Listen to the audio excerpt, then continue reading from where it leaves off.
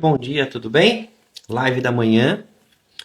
Semana passada a gente falou muito sobre adversidades, né?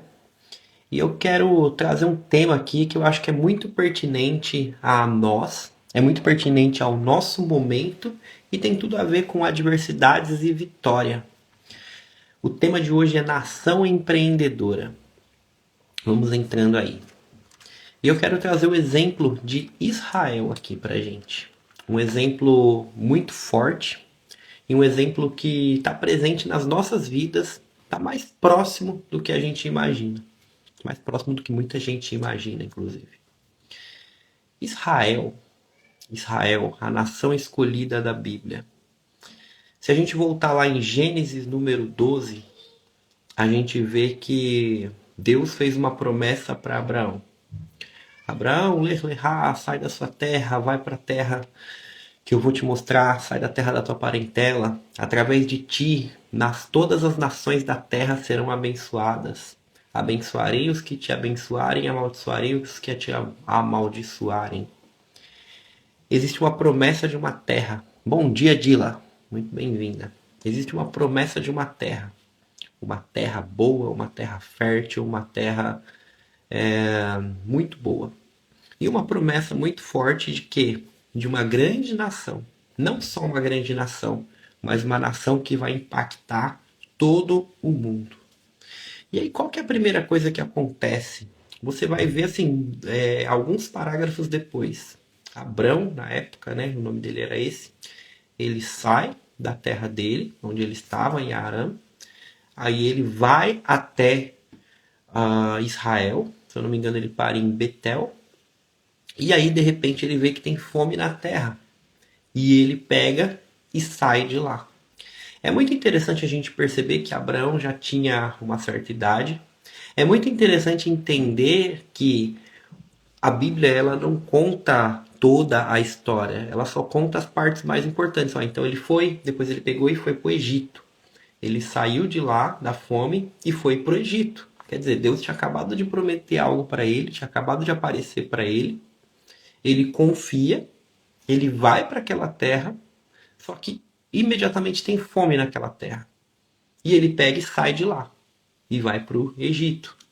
Qual que é um ponto aqui que não está escrito no texto? O ponto é o quê? Deus fala com ele uma vez, mas a gente não sabe se Deus estava falando com ele frequentemente. Ou se Deus deu uma mensagem, ele vai lá e faz e ele estava, digamos que, trabalhando no escuro. O fato é que tinha fome na terra. O que eu vou fazer? Vamos fazer um paralelo com a nossa vida? Muitas vezes a gente tem uma convicção muito forte, muitas vezes a gente sente que é Deus falando com a gente no nosso coração. A gente pega e vai fazer. Só que quantas vezes acontecem problemas, adversidades ou a tal fome na terra e a gente não sabe. A gente simplesmente não sabe o que fazer. A gente não sabe para onde correr. A gente sabe que existe a fome na terra, existe a adversidade, existe o problema e a gente tem que fazer alguma coisa para poder sobreviver. Então eu vejo muita gente usando essas mensagens para julgar Abraão. Ah, mas ele não teve fé, ele não sei o que lá. Mano, o que você faria nesse momento? Aí ele chega no Egito, ele fala assim, olha, fala para a mulher dele, você é muito bonita, eu conheço esse povo e eles vão acabar me matando para ficar com você. Então diz para todo mundo que você é minha irmã. Quer dizer, ele estava com medo lá. O pai da fé estava com medo. Aí ele pega, vai para o Egito, fala isso e tranquilo, mantém a vida dele. Até que acontece uma praga muito forte lá no Egito, os feiticeiros descobrem o que é, aí o faraó vem, oh, por que você não me disse que ele é sua mulher? Veio uma praga sobre nós. Aí ele é expulso do Egito. Aí ele pega e vai embora. Mas qual que é o grande ponto aqui de tudo isso daqui?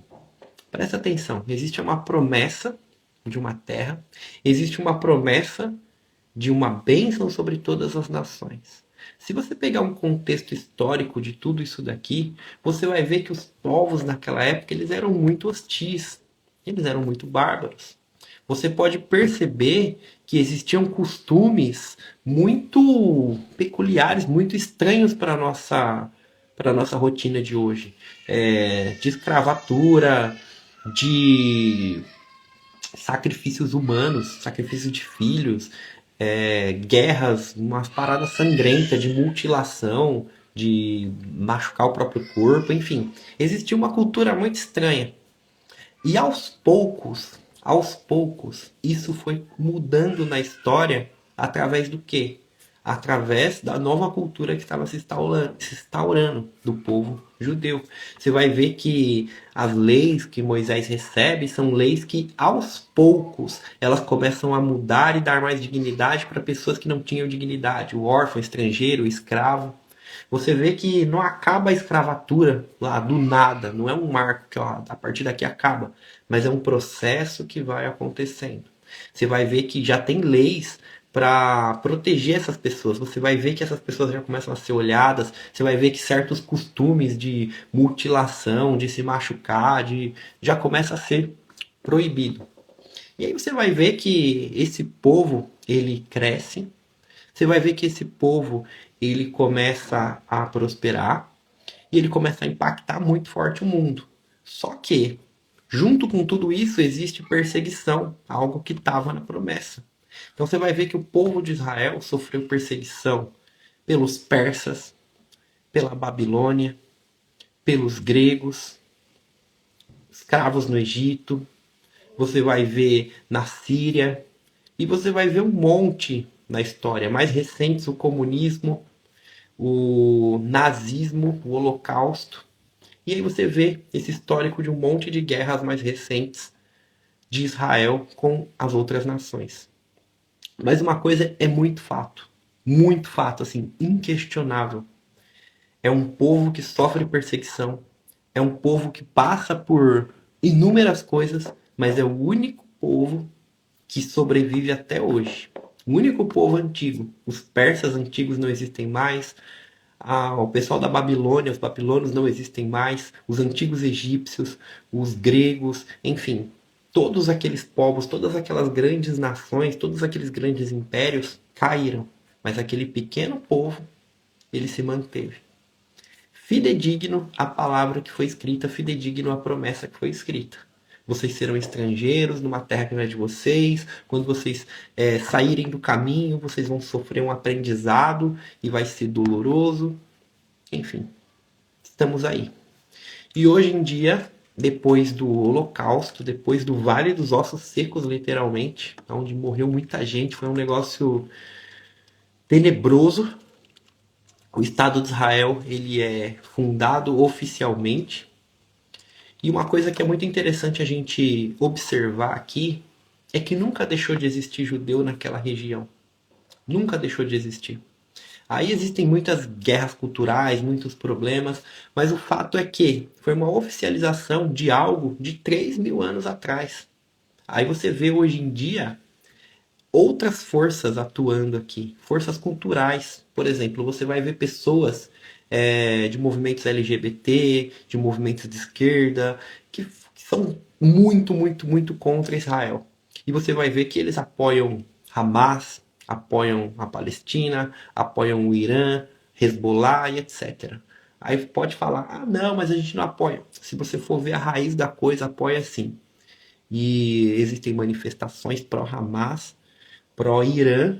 Aí você vai ver e fala, pô, essas pessoas, se elas estivessem lá, elas seriam as primeiras a morrer, antes dos judeus mesmo. As pessoas que dizem que o apoiam o direito das mulheres, apoiam a liberdade, apoiam um monte de coisa, você vai ver que elas se contradizem totalmente, tipo, numa coisa que não faz sentido nenhum. É mais uma vez a história sendo construída. A gente está vivendo a história. A gente está vivendo um momento muito importante. Claramente é um desses momentos que vai ser lembrado daqui a muitos anos. Claramente é um desses pontos de inflexão na história da humanidade. Uma guerra cultural de coisas que simplesmente não fazem sentido. Não fazem sentido pessoas estarem apoiando aquilo que elas dizem que mais detestam contra o quê? Contra o próprio Israel. E por que que isso é importante para a nossa vida? O que que isso impacta na nossa vida? Qual que é a relação que existe na nossa vida? É uma relação completa, totalmente completa. Vou repetir isso daqui. Lá atrás, na nossa Bíblia, Abraão foi escolhido. E ele passou por tudo isso. E ele teve uma promessa muito forte. Através de ti, todas as nações, todas as famílias da terra serão abençoadas. O nome Abrão, Avram, em hebraico, significa ave, significa pai, pai de muitos. Aí Deus muda o nome dele para Avraham, pai de muitas nações, pai de povos muito grandes, povos, né, no plural. E o que ele quer dizer com isso? Quer dizer que a bênção de Deus ela veio através disso daqui. E você pode ver isso na história por completo. Você pode pegar o cristianismo, por exemplo. Jesus era judeu. Se você for pegar grandes avanços na história da humanidade, cara, teve um. Olha só para você ter uma ideia, a grandeza disso daqui. Tem um laboratório lá em Tel Aviv que ele foi atingido por 2 mísseis balísticos do Irã. Aqueles mísseis, cara, vem uma paulada muito forte. Basicamente ninguém morreu ali. As pessoas elas vão para os bunkers e tal, só que o laboratório foi destruído.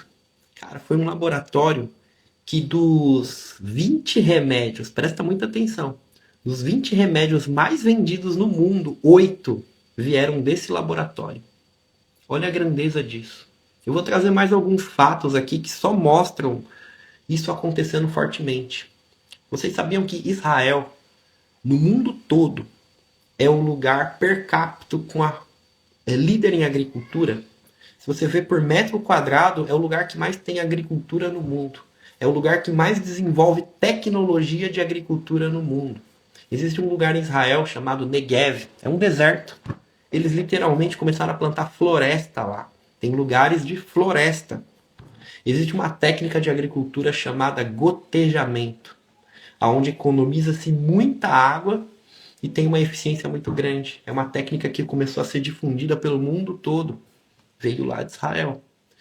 A própria Tesla, quando começou a testar seus carros, começou a testar em Israel. É um lugar pequeno, onde a gente conseguia colocar uma infraestrutura e tudo mais. Veio de lá. Se você for pegar grandes marcos de cultura no mundo, o criador do Superman, entre várias coisas, você vai ver que tem algum judeu, tem algum israelense. Olha que coisa muito louca. O povo de Israel ele equivale a 0,2% da humanidade. 0,2% da humanidade. Você tem noção do que é isso? Se você pegar 1%, divide 1% por 5. 0,2% da humanidade. E o povo de Israel tem 20% dos prêmios Nobel. 20 ou 30%, acho que é 30% dos prêmios Nobel. Quer dizer, é muito grande a proporção, é muito grande. Aí você vai ver pessoas em destaque no ramo da música, você vai ver no ramo da política, você vai ver grandes empresários. No Brasil tiveram vários. O Silvio Santos é um belo ícone disso. Mas, pô, para um povo que é 0,2% da humanidade, a tendência era você não encontrar facilmente esse povo. Só que você encontra esse povo em todos os lugares. Quem é o mestre do cristão? Um judeu. Jesus. Se você olhar no empreendedorismo, está dominando. Se você olhar na agricultura, está dominando. Se você vê, não tem sentido o Estado de Israel existir até hoje. Você vê que inimigos estão atacando de todos os lados. Lá na década de 40, quando acabou a Segunda Guerra Mundial, que vários judeus foram libertos dos campos de concentração, as pessoas elas voltaram para Israel, elas começaram a migrar de volta para Israel. E aí você vê que a ONU ela assinou a soberania do Estado de Israel lá. Inclusive, quem estava presidindo a sessão foi um brasileiro. O Brasil tem uma ligação muito forte com tudo que está acontecendo. Oswaldo Aranha. E imediatamente, Síria, Egito, todos os países lá em volta, Jordânia, declararam guerra contra Israel. E era uma guerra dada como ganha, porque você estava vendo um monte de gente enfraquecida voltando para lá para macetar a terra, para reconstruir. E aí algo impressionante acontece. A Guerra dos 7 Dias. Cara, Israel destruiu todos esses inimigos. Não só destruiu, eles conseguiram identificar onde que iam ter os tanques, onde que ia ter tudo, com inteligência. E não só venceu, como ganhou território. Expandiu o território. Então, do Egito, Israel dominou a península do Sinai ali, lá para cima, para a Síria, enfim, tudo isso de inimigos. Para um país que nem tinha exército praticamente ainda. Coisas sucateadas. Conseguiu dominar de uma forma assim impressionante. E aí depois, ao contrário dessa guerra cultural que existe, Israel tem acordo de paz com o Egito. Por quê?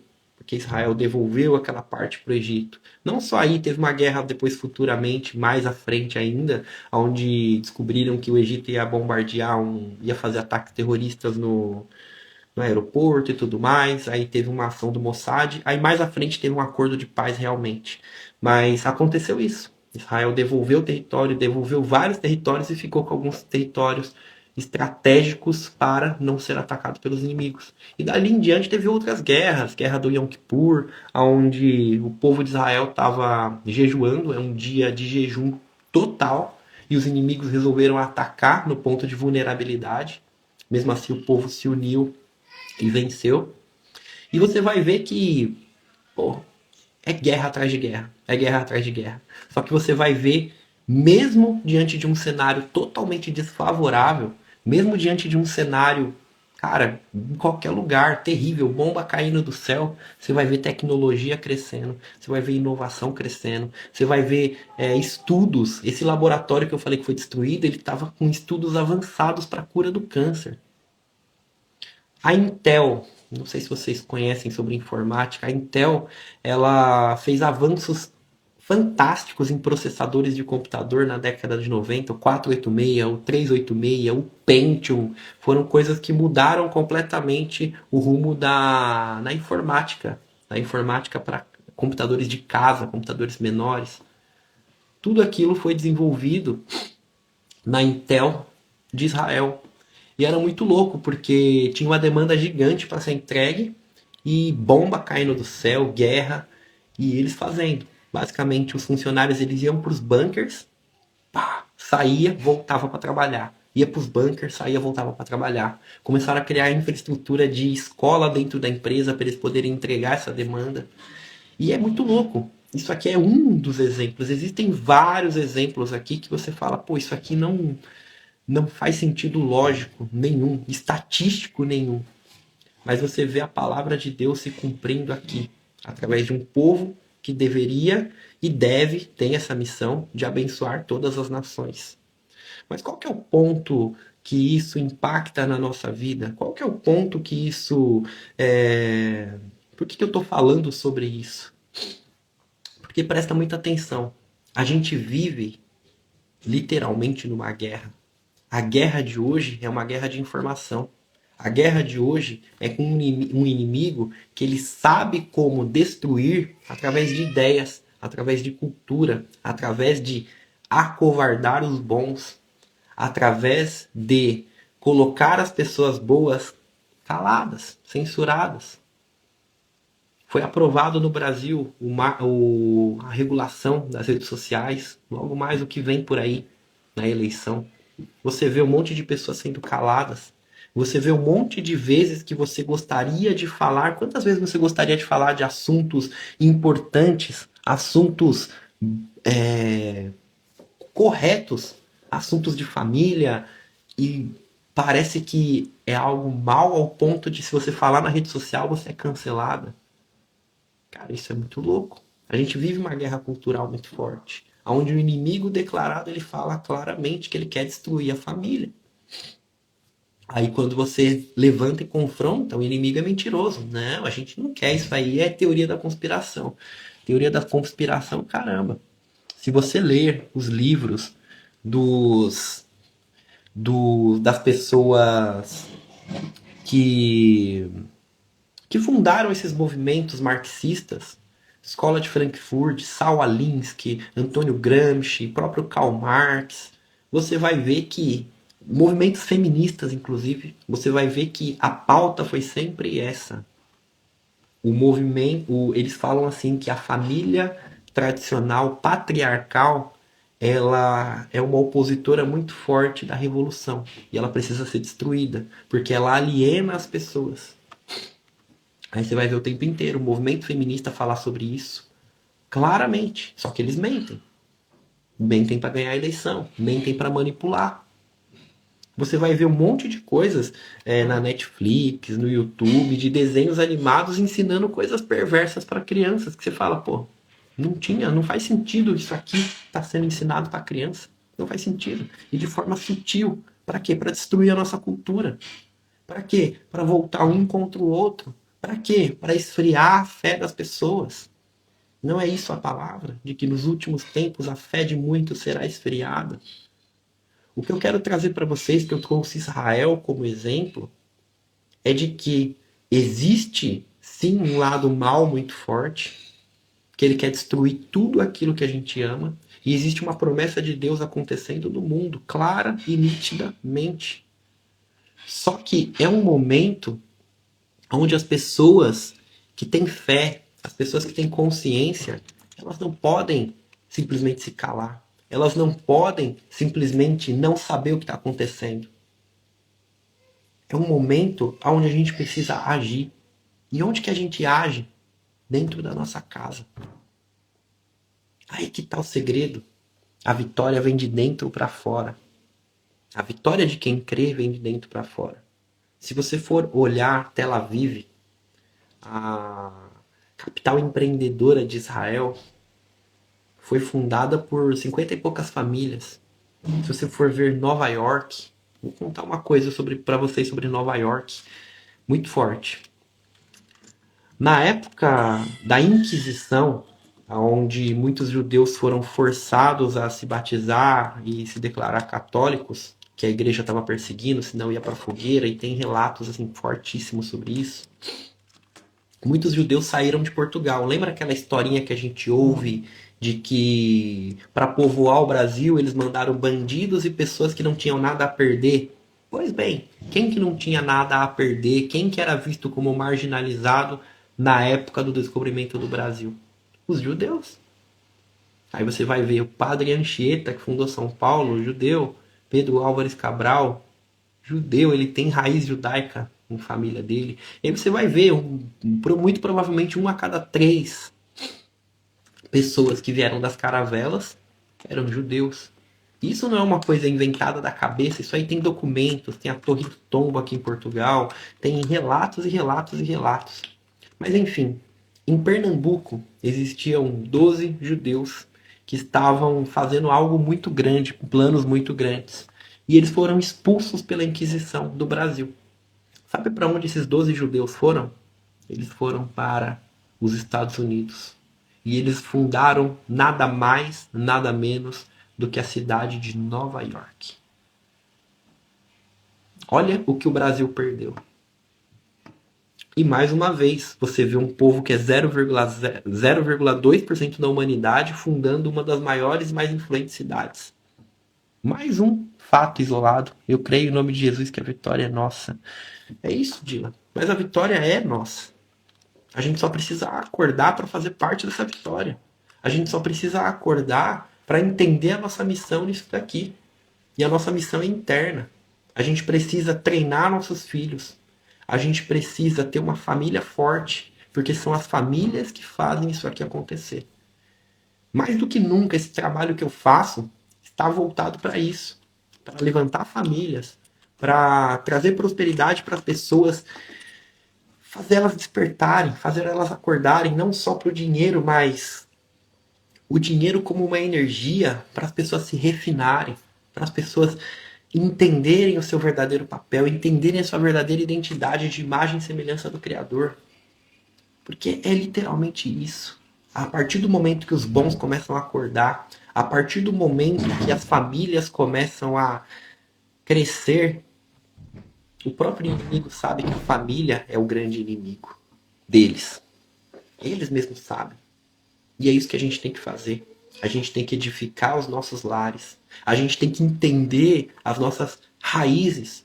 A gente tem que entender de onde a gente veio, de onde veio aquilo que a gente acredita. A gente tem que enxergar essas promessas se cumprindo em todas as áreas da humanidade.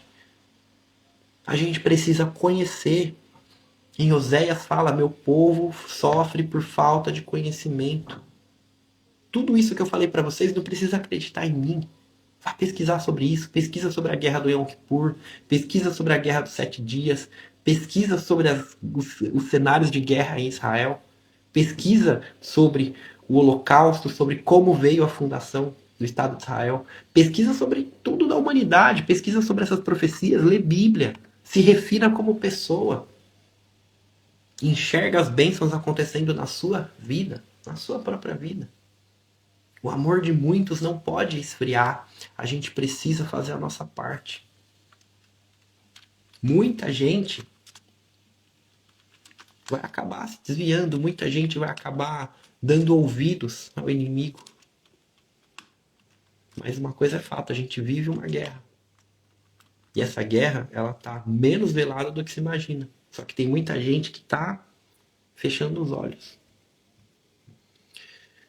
A indicação de livro de hoje, eu quero que vocês leiam ou ouçam o audiobook o mais rápido possível. Cara, vai tocar muito o coração de vocês. É algo falando sobre coisas materiais acontecendo que comprovam coisas muito elevadas espiritualmente. Você vai lá no YouTube, eu vou deixar o link depois no meu store. Israel, Nação Empreendedora. É um livro curto, mas é um livro que mostra, cara, vários avanços vindos de lá, de um lugar totalmente improvável, de um lugar que mostra aquilo que Deus fala no Salmo, aquilo que Deus fala na Bíblia, de que no Egito você colhia as coisas que vinham do rio, que vinham da terra e tudo mais. Nessa terra, a sua bênção vem do orvalho que cai do céu. A sua bênção vem da chuva que cai do céu. O que essa metáfora quer dizer? Ela quer dizer que nesse movimento não é a terra que é abençoada, mas é aquilo que vem de cima. Enquanto você está conectada com o Criador, as coisas estão acontecendo. A partir do momento que você se desconecta, existe a seca na terra, existe a fome na terra. E aí você vai ver que realmente Israel é a terra que brota um leite e mel. Você vai ver a tecnologia de agricultura, a tecnologia de cura de doenças, tecnologias em todos os sentidos. Mas vem do intelecto, que vem de cima. Inspiração divina. Cara, é muito claro isso. É muito claro isso. Não é aquela terra. Não é a terra material. Mas é o que vem de cima. E é isso que a gente tem que entender nas nossas vidas. Não é mérito meu, não é só eu. Se fosse por mim, eu não estava aqui. Teve muita providência divina na minha vida e eu consigo enxergar isso claramente. Quando eu pedi as contas do meu trabalho e apareceu um contrato de R$ 2.500 no momento que eu mais precisava, com a minha esposa grávida e com uma dificuldade imensa. Quanto várias coisas aconteceram, várias coisas caíram no meu colo. Cara, é providência divina. Só que aí que tá. Você vive isso quando você está conectada com a verdade. E você deixa de viver isso quando você não está conectado com a verdade. Aí você padece. Aí você fica vivendo da terra. Qual que era a maldição de Adão? Era plantar, plantar e colher com o suor da testa dele. Mas quando você se volta para cima, coisas mágicas acontecem. Milagres acontecem. O pão cai do céu. O favor de Deus, ele é vivido em nossas vidas. Essa é a mensagem de hoje. Ouçam o audiobook que eu passei para vocês. Deus tem poder. Deus tem poder. Vamos fazer a nossa conexão de hoje. Fecha os seus olhos e respira fundo comigo 3 vezes, pensando só na sua respiração, só no presente. Vamos lá.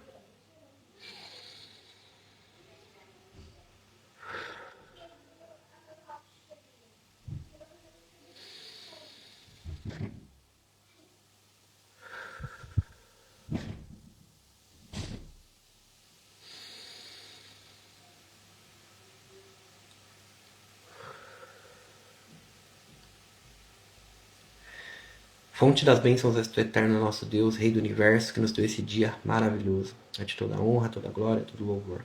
Te agradecemos imensamente por mais essa conexão, por mais esse dia, por mais essa semana, por mais esse livro, por mais uma dessas semanas nesse ano de 2025, que é o nosso melhor ano, é o nosso ano de virada, é o ano que a gente decidiu juntos que a gente ia fazer acontecer. Coisas maravilhosas estão acontecendo. Desafios grandiosos também aconteceram. E é o que faz parte do caminho. Que venhamos sempre ter consciência disso e que não venhamos nos desviar através das culturas e ideias com roupagem boazinha, mas que na verdade tem um teor perverso muito forte. Que venhamos nos blindar disso e venhamos entender por que nós somos chamados, que venhamos entender a nossa força que vem da nossa família, que venhamos entender a nossa missão dentro do lar e que venhamos entender o quanto isso vai refletir fora. Respira fundo. Amém. Estica seus braços. Fala assim, ó, 2025 é o nosso ano. É o ano do nosso propósito. Conta comigo. Amanhã a gente tá aqui de novo. Se você é nova aqui, tem um destaque no meu perfil escrito podcast. Clica lá, todas essas lives ficam salvas. E essa semana, esse mês, né, eu vou fazer um projeto junto com vocês, que é o projeto Casal Empreendedor, onde eu vou te treinar durante um mês inteiro para você trabalhar junto com, não só de repente junto no mesmo negócio, mas junto com o seu cônjuge, trazer a sua família para o mesmo propósito. E eu posso dizer que foi isso que mudou minha vida quando eu e a Letícia começamos a trabalhar juntos. E eu quero trazer esse conhecimento para vocês. Vai ser um valor bem simbólico perto de uma mentoria. Se você tem interesse em participar desse projeto, se você tem interesse em crescer a partir do teu lar, vai lá no meu direct, escreve Casal Empreendedor que eu explico mais sobre esse projeto, tá bom? E é isso. Um abraço, fica com Deus, que o Eterno abençoe muito vocês. Amanhã a gente tá aqui de novo. Tamo junto. Tchau, tchau.